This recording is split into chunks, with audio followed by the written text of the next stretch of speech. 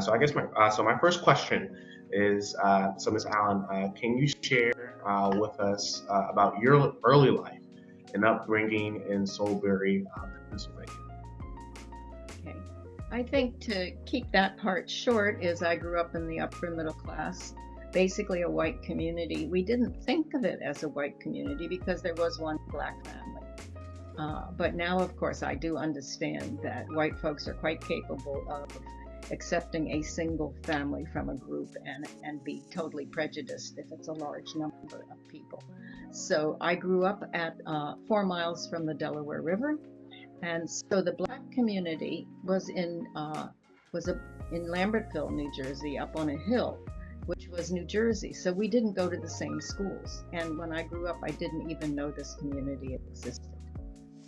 So that that's just one. We had this one family in our school, and they would come to dances with black dates, and we were very curious where they came from, but we didn't know. So that's just, I mean, that just shows you the insulation, and especially back when there was not as much, access to information as there is now, but how insulated I was.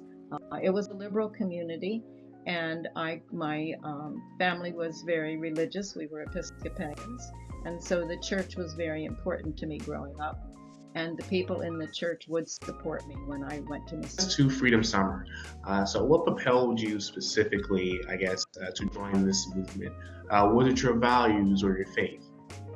Well, okay. Well, we would start with the fact that you just asked me about growing up. My parents were Republicans, not the kind of Republicans of today, but Republicans of the 50s, and they were not activists. So I did not come from an activist, politically left family. I came from a very Christian, and they were good people family. So there's that. And I went to college. I went to Carleton College in Minnesota, which I was not happy at. But in the summer of '63, I went and worked at a camp at the Church of the Advocate in North Philadelphia. This was a black community, and it was my first experience living with black people and living in a black community. Each weekend, I would go home to visit my family, and then I would come back. So, what I could see later was that I was beginning to understand on a kind of body level what segregation was in the North. This is Northern segregation, which is that I was going to a community otherwise I would have no reason to go to except that I was working there. And then I was coming back to a white community. And then I was going back. So this happened all summer.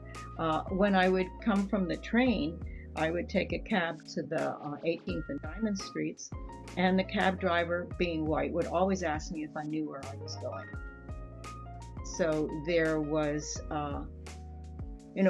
that awareness that this is not only a different community, but it's not one that I would have had any access to. And I loved it. I absolutely loved it. I had the gift of starting my experiences of joining into interracial relationships with some of the most incredibly wonderful people. And that was just a gift. So when I went back to college, that having been so wonderful, I discovered there was this exchange program to Spelman College. It would have been the fourth year that Carleton was doing it, where they were sending one or two white students to Spelman, a historically black college, and those women were coming up and being on our campus. And so I ended up going down with one other woman, and I was an exchange student for the whole winter spring semester in '64. And so it's from there I joined the student movement. So I was first an activist in the student interracial movement in Atlanta. Committee on Appeal for Human Rights was the name of the Spelman Morehouse Atlanta University group, and they had been one of the founders, the original people of the Student Nonviolent Coordinating Committee. So it was from there that I was recruited to go to Mississippi. I was taking a seminar on nonviolence with Stoughton Lind, a white professor who was working at Spelman, and he was going to be director of the Freedom Schools in the summer of '64. So he told us in the seminar about it, and then encouraged me to apply. Very interesting. So thank you, Ms. Allen, for that. And so I guess so. My next question is, so we I guess in American history we sort of romanticize this period as a time when communities came together, similar to how you explained. So I guess what were some of the challenges that you faced as a classroom teacher down in Holly Springs, Mississippi, and of course being a prominent speaker for the Student Nonviolent Coordinating Committee during this time? I was only 20, and so I needed my parents' permission to go. Girls in particular had to have parents' permission if they were under 21, because one didn't want to in any way get into the issue of parents suing, because this is a time when we were still considered minors. So I think that that's important, that even though I did say earlier that my parents were not political activists in any kind of way, I don't think either one of them ever went on a demonstration. They did sign that piece of paper. They did allow me to go, knowing that I might die, knowing that their daughter might never come back. So I do want to emphasize that many of the people I think who went came from families who were not necessarily politically involved in any kind of progressive movements, and many others did, because that's the other thing about, just a comment, that when we went, people talk about white people going, but we were not all the same. We were very, very different, and I promise you that in '64, if you grew up like I did in the country, you were very different than people who grew up in the cities. The hardest thing, or the best thing, we could look at it either way, was that of course I had never been taught any Black history. And the main curriculum for the summer, there was many other things, but the main curriculum was Black history. Well, of course, we would have called it Negro history then, but that's what we were to teach. So I had a big stack of what we then called mimeographed pieces of paper.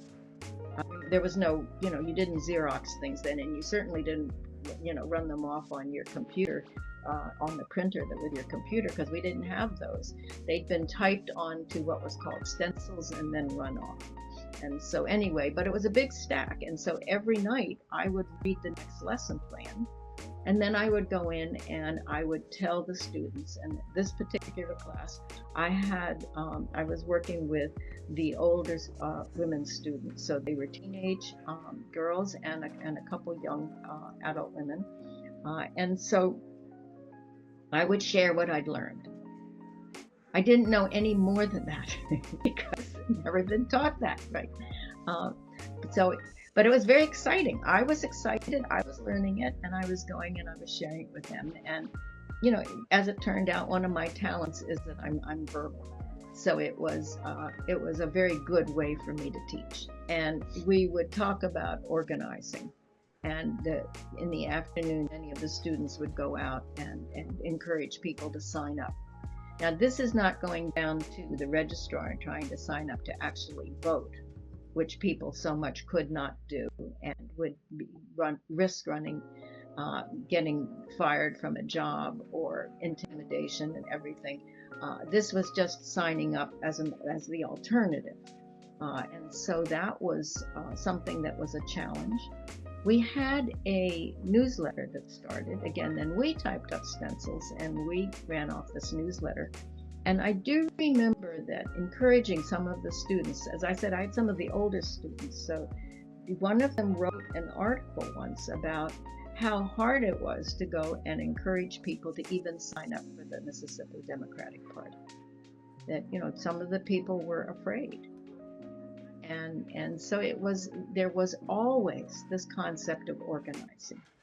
Yes, I might teach Black history, but I was also encouraging, and in any way I could, contributing to an understanding of the importance of joining together in a movement and being part of a struggle. So if there wasn't, anything else I could say today about the importance of organizing, is that you must start where people are. You don't make assumptions about what they can handle or not handle until you first know them.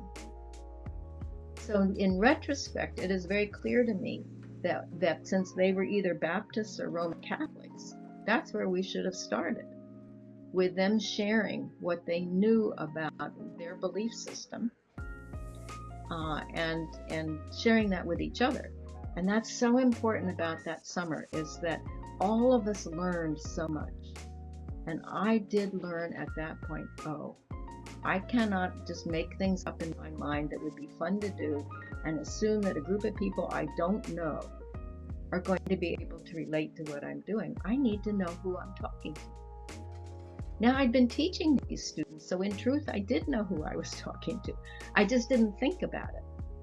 So I hope that's clear, because if there were nothing else I would share as one of the key lessons I learned, it would be that one. Yes, ma'am. I think that, and thank you for that. I think that can all just be summed up in just being intentional about things. So thank you for that. I really do appreciate that. And I was able to learn a lot and see how, different intersections were made there, in certain references to, things I even learned in my history class about this time period. So thank you. And for those of us coming down, we were, learning a new reality, a level of racism and intensity we didn't know. So that was a friction. On the other hand, I would say that people working together built trust. And so those men, when they went out in the cars to do voter registration in the countryside, if you had a black man and a white man going together day after day, driving those roads, risking their lives together, learning about each other, you build trust. But when you ask these questions, it's a two-sided thing. There were problems. There were times of what I call transcendence. There were times we were just one. There was real learning and respect. And there were at times, people would want nothing to do with us. We see the legacy of Freedom Summer serve as a unifying blueprint today across communities in advancing public education and voting rights. Key to understand, we know a lot more now about how people can relate to each other, and nonviolent direct communication, mediation, ways to deal with things. We did not grow up learning that back then. We did not know how to handle difficulties with any tools. We didn't have those tools. The other thing I'd say that I think is so important is that this was about an experience of whites coming down as allies. We were coming down to follow black leadership. Now, everything about white supremacy says white folks are the smartest, white folks are the ones that should be leading. And we were choosing to follow the leadership of black activists and local people. And we learned so much from them, including about dignity. And that's the other thing, is that we called it the Southern Freedom Movement. We did not call it the Civil Rights Movement, because it was about more than just your rights. It was about being treated with respect and dignity. And I would just emphasize in ending here that, again, the creating change around the issue of racism necessitated understanding that I was not the expert, I was not the leader, I was someone coming to learn and then to apply what I learned in my life. Thank you so much. It's very wonderful. Yes, ma'am. Very wonderfully said. Thank you so much. And I would, so, Mr. Hartford, since I know a little bit more about you, I guess you could say, let us hear more about yourself, about your early life and upbringing in Los Angeles. In 1963, when I was going to City College, I got involved with the Congress of Racial Equality, CORE, and basically from 63 and 64, I was a full-time CORE activist in LA. And then I went to Selma, Alabama in early 65 to work for the Southern Christian Leadership Conference, which was Dr. King's organization, first on the Selma Voting Rights Campaign, and then rural voter registration in rural Alabama, and then in 66, the Meredith March in Mississippi, and then 9 months in Grenada, Mississippi, which had a very extensive freedom movement. Bring us back to Freedom Summer. I know you sort of lightly hit on this, but bring us back to Freedom Summer. And so, sort of like, what propelled you to join this movement? Was it your values or your faith? Well, I had joined the movement long before Freedom Summer, in '63. And what got me, what triggered me into the movement was CORE was doing open housing protests in a suburb of LA called Torrance, which the housing tracts would only rent to whites, and in some cases would not rent to Jews. I'm Jewish. Anyway, the COREs were picketing there, and the American Nazi Party in full swastika uniform was attacking them. And I heard about it, went up to the CORE guy and says, "Hey, if you're against the Nazis, I'm with you. Where do I show up?" And that's how I got involved in the movement. And he said, "Well, yeah, hey, that's great, but you gotta be nonviolent." What is that? I'd never heard of that. But he explained it, and I said, "All right, well, if that's the way it is, if that's what I gotta do, that's what I gotta do," and I did.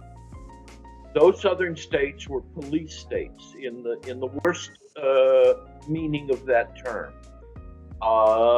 And segregation and denial of voting rights was enforced by the police, by false arrests, by attacking people with billy clubs and tear gas.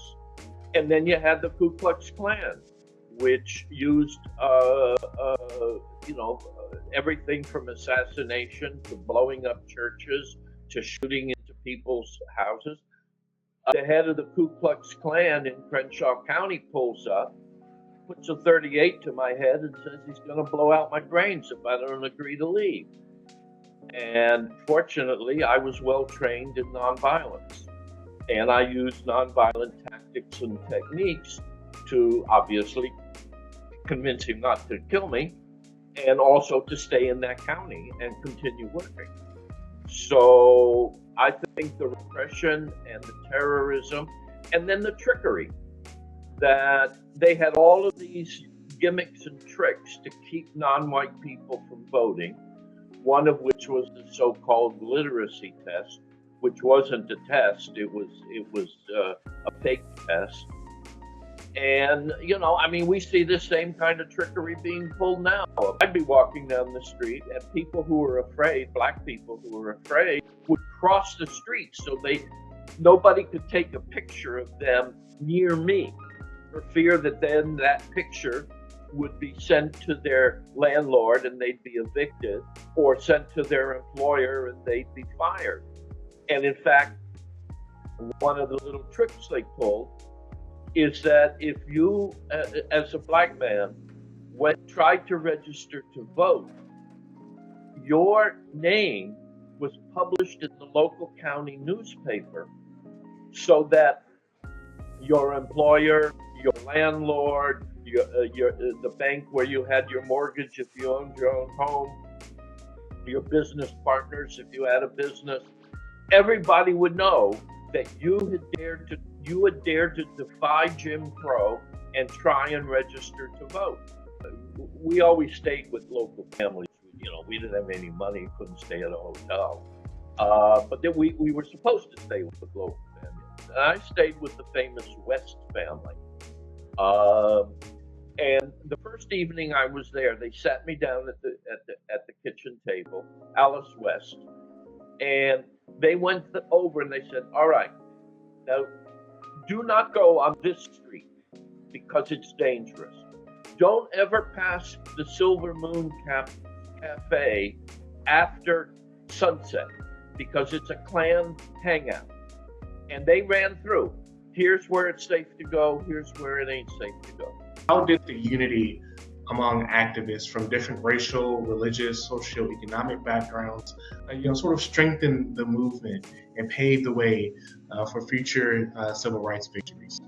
We described ourselves as a band of sisters and brothers standing in a circle of trust. Even though we were with rival organizations, I had been CORE and then SCLC. I had a lot of friends in SNCC, and we had our differences and disagreements. But I knew if I was ever being chased, I could go to a SNCC house and they would defend me, and vice versa. So organizationally, and I was white, and most of the movement was black. I would say, the number of white civil rights workers was minuscule. The media focused on the whites, but most of the civil rights movement, of civil rights activists and civil rights participants were overwhelmingly black. And I was welcomed because I was an ally. And I felt safe in the black community.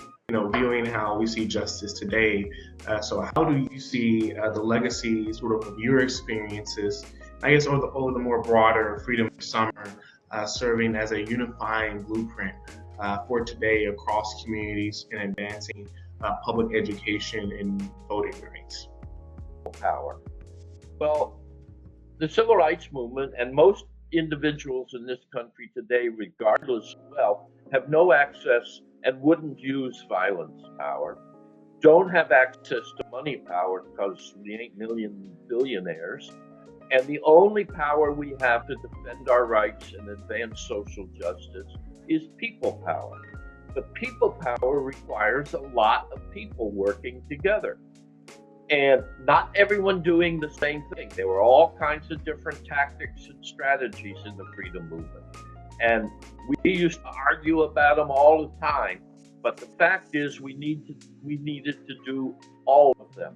In fact, one of my favorite quotes from Dr. King is, he said, "Nobody can do everything, but if everybody does something, everything will get done." This Freedom Summer in Mississippi in 1964 began with organizing projects in the black community that had been going on for years. What Freedom Summer did is it brought in roughly 800 or 900 Northern volunteers to assist the work that was already going on.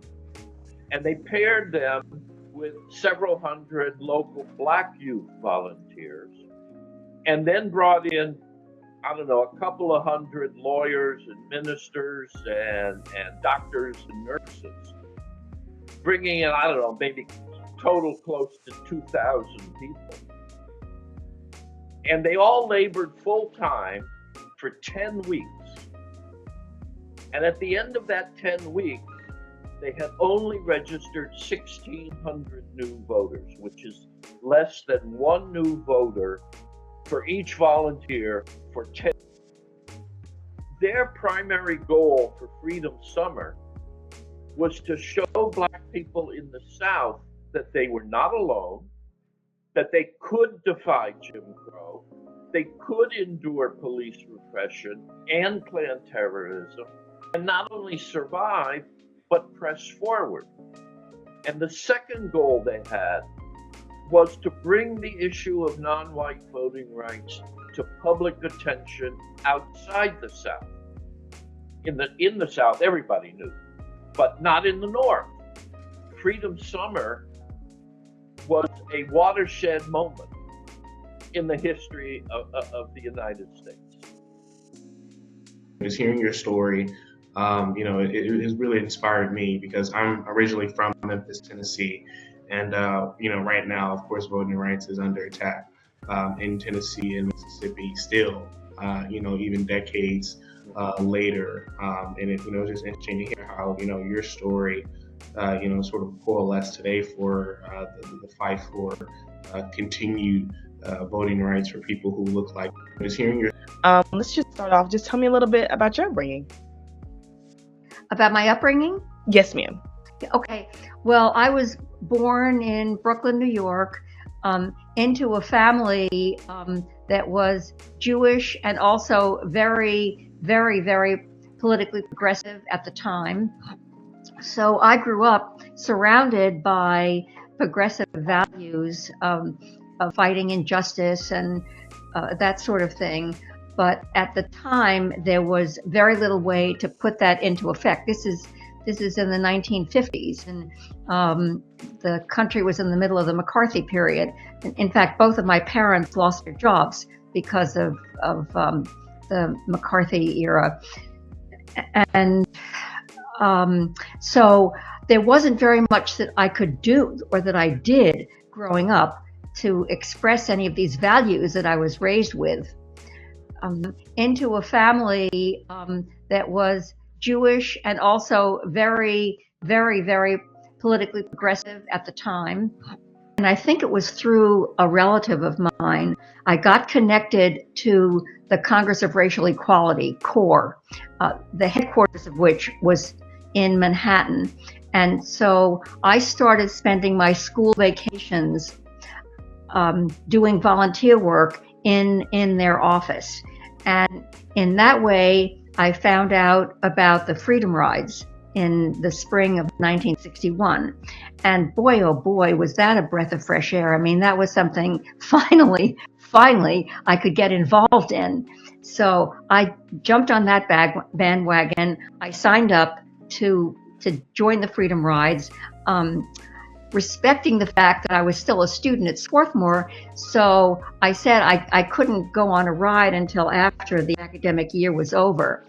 So I was on a Freedom Ride in June, I think, of 1961, ended up spending a month at Parchman State Penitentiary in Mississippi.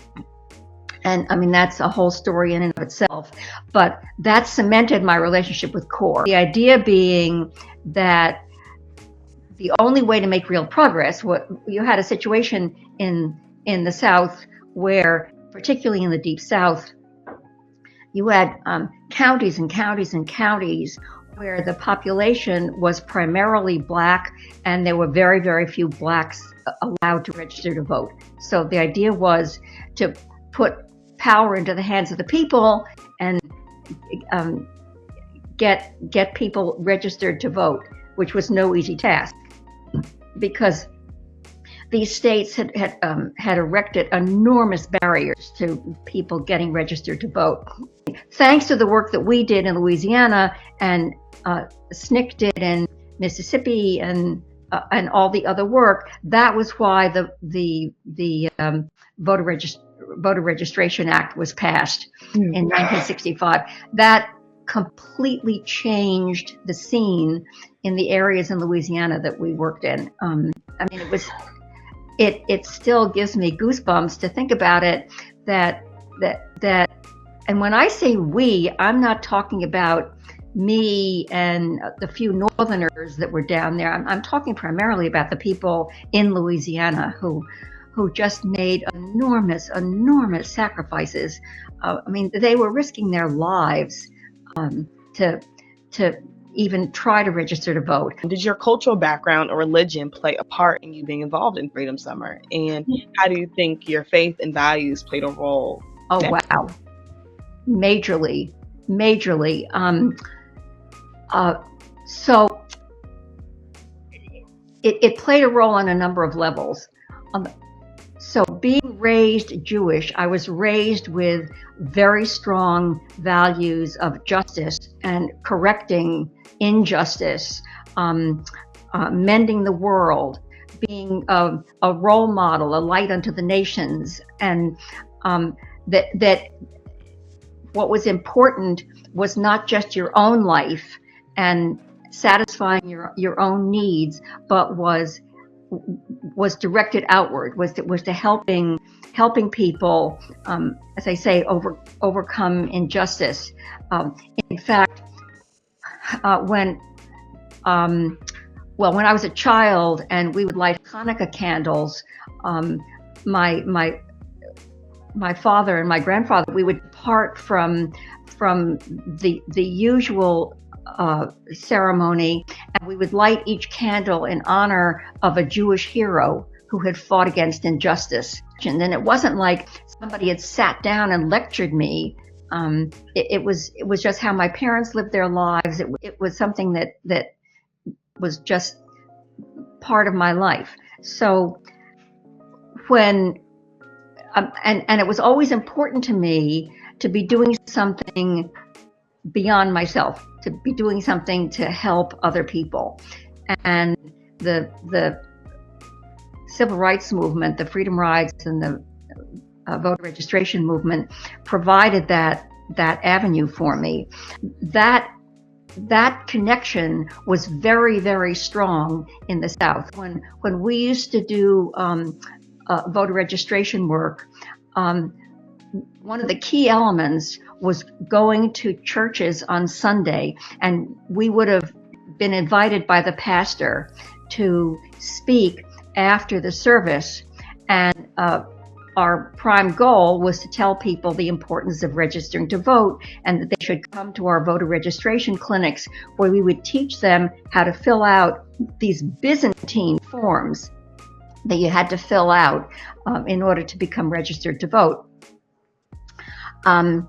And I never did the public speaking, in part because I was a woman. It was much more powerful for a man at that time to get up and do the speaking. So one of my co-workers, who also happened to be Jewish, would get up at the end of these church services and deliver an impassioned speech in which he would use the metaphor of the Exodus and the freedom of the Jews from slavery. And of course, everybody in the congregation was totally familiar with the book, with the story of Exodus. And so it was a remarkable resonance. The young people that we were working with introduced them to a little bit of Jewish culture by introducing them to Jewish food. So with great difficulty, one of the volunteers that summer was someone who owned a small coffee company in New York. And when he went back to work, he arranged for bagels and lox to be shipped down to us in Clinton, Louisiana. And then we were able to go to a supermarket and get cream cheese. And we had a bagel and lox and cream cheese breakfast. We had a Chinese night where we managed to scrounge together ingredients to make some Chinese dishes. Those went over better because they were all cooked.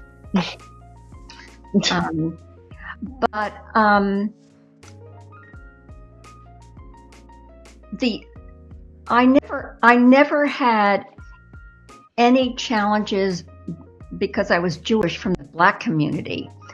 I knew that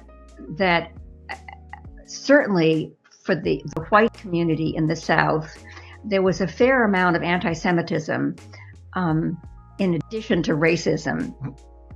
I mean, in fact, anything that wasn't white Anglo-Saxon Protestant was suspect. The guy asked me what my religion was, and I had to think for a minute, and I thought, I have to say something. I could lie and say I wasn't Jewish, or I could tell him the truth, in which case I thought, they could march me off into the nearest swamp and I'd never be heard from again. I mean, my gut just told me I had to tell the truth. So I said, I'm Jewish. So the guy looked at me with this sneer on his face, and he says, "Oh," he says, "so you're a Jewess," kind of hissing the S. And I was taken aback because I was not raised in a religious family, but also I had never heard the term Jewess used contemporarily. I mean, I had certainly read it in literature in college, like in Shakespeare or something, but I had never heard that term. And So I was a bit, I mean, the Corps field secretary, this is how they operated, had gone ahead to have a talk with the local sheriff, alerting him that an interracial group was going to be coming into the county, that we would be doing voter registration work, and that it was expected that the sheriff would protect us, ha ha ha, but we were doing our due diligence. And I wasn't at that meeting. That was the Corps field secretary, Ronnie Moore. But the sheriff asked, it wasn't the sheriff, it was the district attorney, I think, asked Ronnie what was the makeup of this group. And Ronnie said, well, there's I think I was the only white woman, and then there were maybe one or two black women, and then there was a mix of white men and black men. And the district attorney, upon hearing that there was going to be a white woman, said to Ronnie, well, I cannot guarantee her safety. And Ronnie said, what? And he said, I cannot guarantee that she won't be raped by one of the fill in the nasty word. Wow. Of course, that was, we never had any problems on that front. Mm-hmm. We had problems with the local members of the Klan, but. Well, I wanted to ask you, how did the unity among activists from different racial, religious, and socioeconomic backgrounds strengthen the movement and pave the way for future civil rights victories?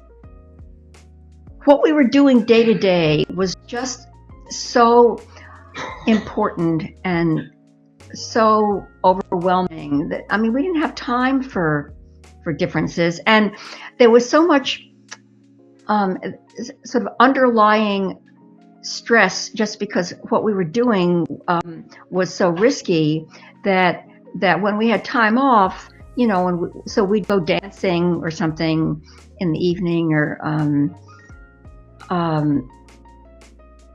we all got along really well. How do you see the history of Freedom Summer serving as a unifying blueprint today across communities? What I think that the work that you're doing is really important, and I wish more people would, or I wish that there was more emphasis on the day-to-day happenings of what happened that summer. In part, what brought us together, like, there was such an evil that there was no conflict. We knew what the evil was, and I don't think that's as clear today. And anything like what you're doing to make that clearer, I think, is a great contribution. Keep your eyes on the goal. Don't get hung up with all this rhetoric and all this anger. I was raised by a middle-class family, white family in New York. Primarily, the first 6 years were in the city, and then we were on Long Island.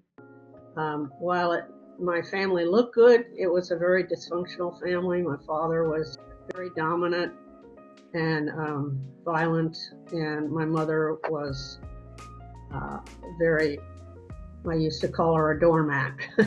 and so I grew up with a lot of injustice in the home.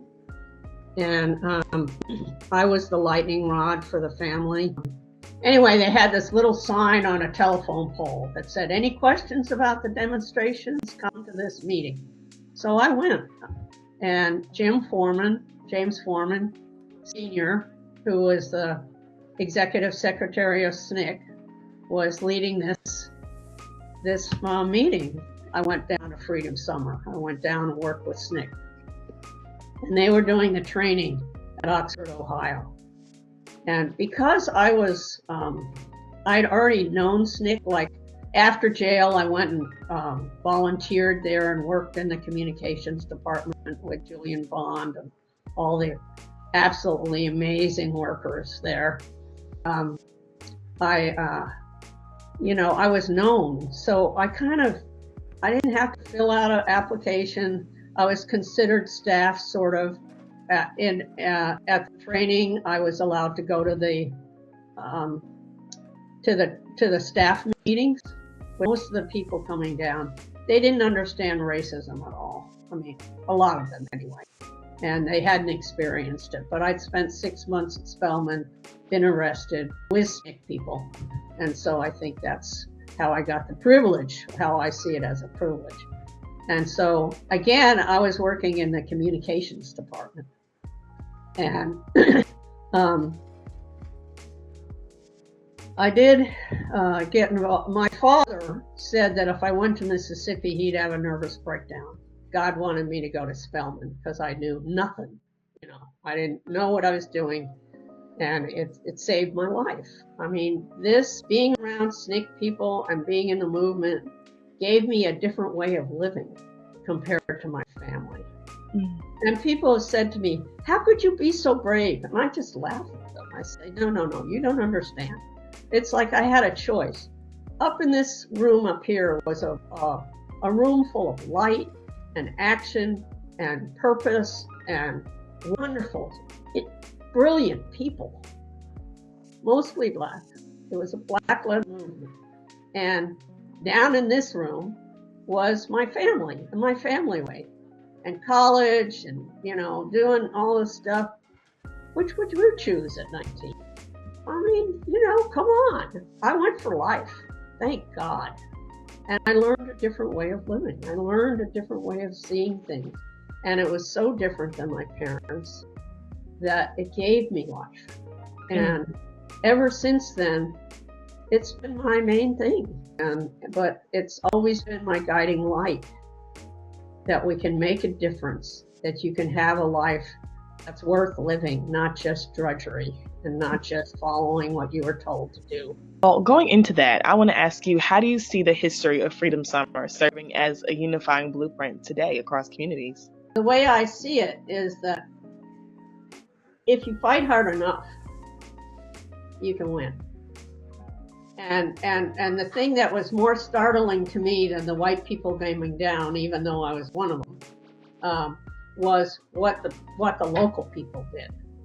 And what I saw, if you think Stokely, or I'll leave Bob Moses out of this because he's my hero of heroes, but if you see the people who were the SNCC leaders and think of their bravery, if you really understand the bravery of the local people, you understand that under any forms of oppression, people can decide to rise up. They can decide that. It's incredible if you really understand, one, the depth of oppression and what the history that local people were standing up against. It was horrible. It was horrible. Nobody was allowed to vote. Fannie Lou Hamer tried to vote. Miss Fannie Lou Hamer went and marched on the steps and tried to vote, and they turned her down. And later she got arrested, and they beat her within an inch of her life. This is standard practice. This isn't like, oh, that must be really unusual. There's hope in what happened at Freedom Summer, because we can all stand up if that happens.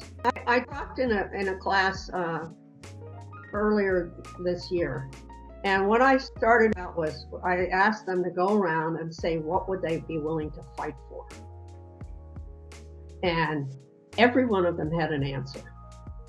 Everyone. And then I said, so you need to get together. The people who want to fight against racism, get together. Do something. But more Black people are elected in Mississippi than any other state in the Union. I mean, there wasn't anybody elected Black in Mississippi in 1964. Nobody. There was maybe 3% of the Black people were registered to vote. How did that happen? That happened by organizing. by getting your anger in line with other people. And not just your anger, it's also your caring. It's like, how much injustice can you look at before you either throw up or you step up? Of course, nice to meet you. I guess an introduction for me. My name is Caleb Tsai. I am a sophomore at Columbia University here in New York, pursuing a Bachelor's of Arts degree in Economics and Political Science Good for you. on the pre-law track. So originally born and raised in Memphis, Tennessee. I have, I guess you say, some proximity to, Freedom Summer, with it being just south of me in Mississippi, and so family members, grew up in and around Indiana, Mississippi, Holly Springs, all those good, Senatobia, all of those parts. I have very deep roots down there. But of course, it's very interesting in hearing your story, and of course, hearing your connection to this very important but pivotal historical moment in our country. Born in Indiana, but I grew up in Iowa. Okay. And in a small town. The name of the town is Clinton, and there were not many Black people there in that town. However, there were some, and one of the guys was a close friend of mine, and so when it came to watching feedback from the civil rights movement, I just couldn't not do something. That's kind of that was the impetus for me signing up for this the summer, I was going to college in Kansas, and there was a little tiny postcard on the bulletin board about Freedom Summer and about the project that I joined. It was a project that was done by CORE, the Congress of Racial Equality, and the project was to be done in southern Louisiana. So I was not in Mississippi, but it was in Plaquemine Parish in Louisiana, and I was there for two months and lived with a family. The young woman's name was Selma Caulfield, and I lived with her. There was, I believe there was three of us. There was Sharon was from Indiana, and Kathy Cortez was from New York, but she now goes by Fatima Cortez. I mean, it was just a situation that was unknown to me, and but didn't bother me because I was committed to the cause. I mean, I was committed to going through the summer and trying to help people get registered to vote. And it was during the time when the Jim Crow laws would not allow people to get registered to vote.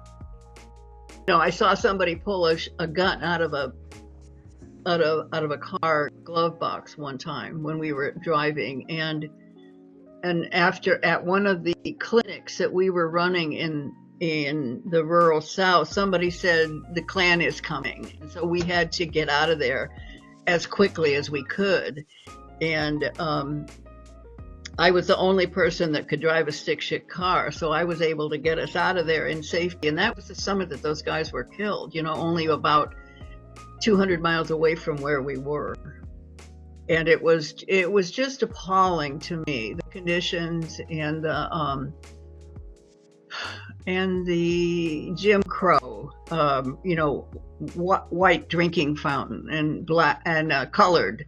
It was then colored drinking fountain. It was just, it was appalling to me because I hadn't seen it before, hadn't experienced it before. It was new to me. But I just loved my time there because I felt that it was so important, and that I was a part of history. we would go from house to house, well, I should say shack to shack, and interview people, local people, and try to encourage them to come to what we called clinics, where they would learn what they had to do to fill out the voter registration application. And it was, sometimes a matter of dotting an I or crossing a T, whether or not they were going to get their application accepted. And then there were also a series of questions that they had to answer.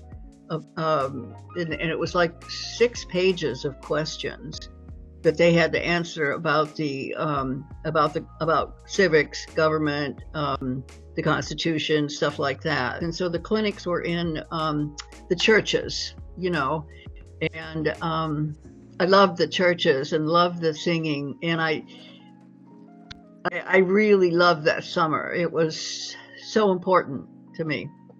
We were from all over the country in all colors, and but we were a family, and it didn't matter where we were from or what we looked like. We were all together as a group, and I think that's an important point that you just made, that it strengthened that fabric to maybe provide support for the future. I mean, it was discouraging when we couldn't get them registered, but the refusals, I think, helped the future. People have been very receptive, respectful, and understanding the importance of it. People understand the importance of it. It was part of the process. I mean, as I said, we were discouraged that we didn't make much progress, but as I look back, it's part of the process. Look at now, we have Kamala Harris, and I feel, yeah, we did something. And for, your sacrifice and tens of thousands of sacrifices, just for, one summer, to come down to the South is very amazing. So thank you for that again. Yeah. So I guess looking forward, how do you see the legacy of your work, the tireless commitment that you've made, and the entire Freedom Summer as a whole serve as a unifying blueprint today across communities in advancing public education and voting rights? Well, the more we go along, the more progress we make. I listen to public radio station, and I hear them. They're having conversations about it now. When we would never have had a conversation on the radio about it before. And Barack Obama, God love that guy. And just the little bits of progress we've made have are even though it's still here, it's still a problem, right? But the little bits of progress we've made give me hope for the future, that we can live together.